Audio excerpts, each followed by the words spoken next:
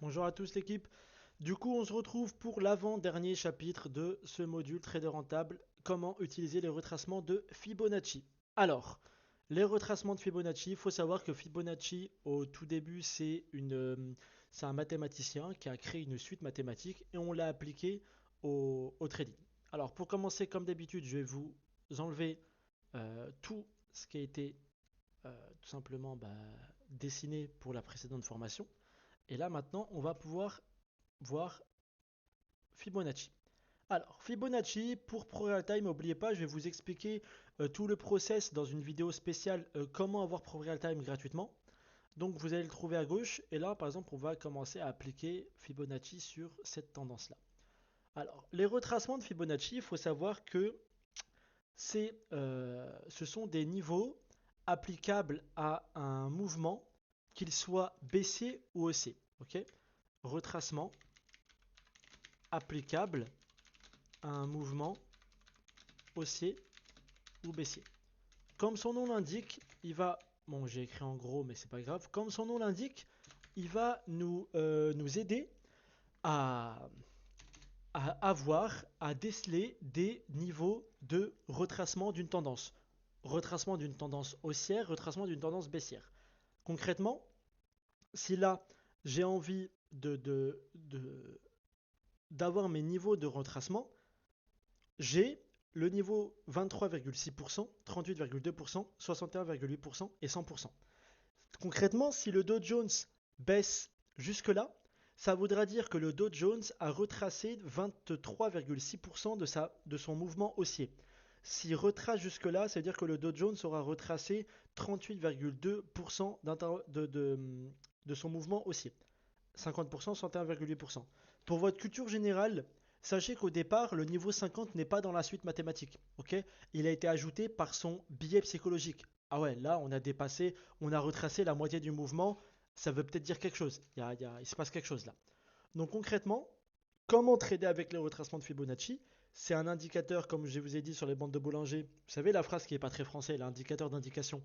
Eh ben, ça peut juste vous aider à détecter une zone dans laquelle vous avez envie d'entrer. Par exemple, là, regardez, ici, j'ai un point bas. Hop, je vais vous le mettre avec ce carré. Là, j'ai un point bas. Et ici, j'ai un point bas. J'ai deux niveaux dans lesquels le Dow Jones a rebondi. Et comme par hasard, ça tombe aussi sur mon niveau, sur mon niveau des 23,8%. Ok? Que je vais mettre en gros.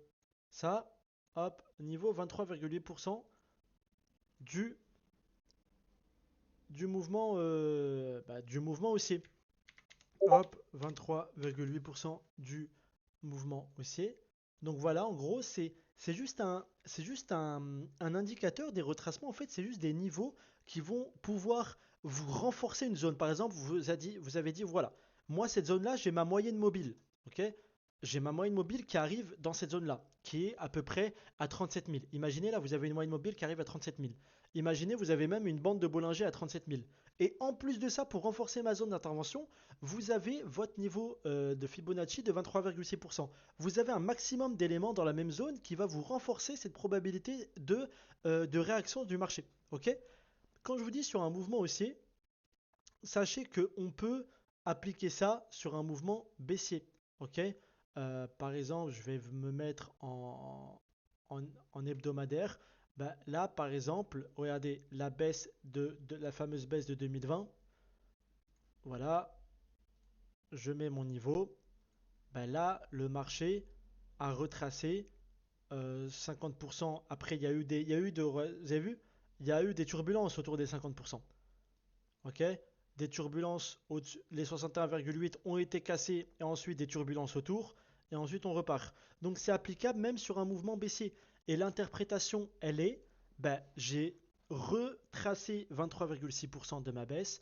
J'ai retracé 50% de ma baisse. Ça vous donne que des niveaux psychologiques, sans plus. Vous pouvez, pour terminer cette vidéo, vous pouvez aussi vous en servir pour mettre votre stop loss. Revenons par exemple à notre niveau de Fibonacci sur la dernière hausse. On va se mettre en unité de temps jour. Reprenons ce niveau-là. Là, voilà, hop, vous avez ici bah, 23,6, je peux mettre mon stop loss. Par exemple, si je cherche une réaction autour des 23,6, je vais mettre mon stop loss à 38,2, en dessous des 38,2. C'est théorique tout ce que je vous dis. Bien évidemment, là, peut-être que le stop loss peut se mettre plus haut, mais il peut être l'objectif de TP ou de stop loss. Même par exemple, là, si j'ai un signal baissier sur le Dow Jones, je peux me dire, je peux viser cette zone-là comme take profit. Vous voyez? Hop, je peux clairement la mettre comme take profit. Ça, c'est mon objectif de vente. Je vise au moins les 23,6% de retracement du Dow Jones. Ok? Soit plus de 1300 points, c'est pas mal. Donc ça peut vous donner des niveaux de stop loss, ça peut vous donner des niveaux de TP, ça vous donne des indications pour renforcer vos zones d'intervention. Zone d'intervention, chapitre ultra important qui est dans le pack Investisseur Pro, qui lui vraiment là on change de niveau. Ok, là on change de level, c'est un autre monde, Investisseur Pro. Là on va vraiment dans du je passe ma journée devant le graphique et je veux trader et vraiment pourquoi pas même vivre du trading. Trader rentable, moi mon but c'est que vous soyez autonome pour ouvrir au moins un trade par jour selon ma stratégie qui est rentable. Ok. Écoutez l'équipe, si vous avez des questions par rapport au retracement de Fibonacci, n'hésitez pas. Comme d'habitude, je suis disponible pour des questions, pour des appels. Ça va vite parce que je vais droit au but et tout ce que vous avez à savoir sur les Fibonacci, c'est ici. Merci à tous d'avoir écouté cette formation.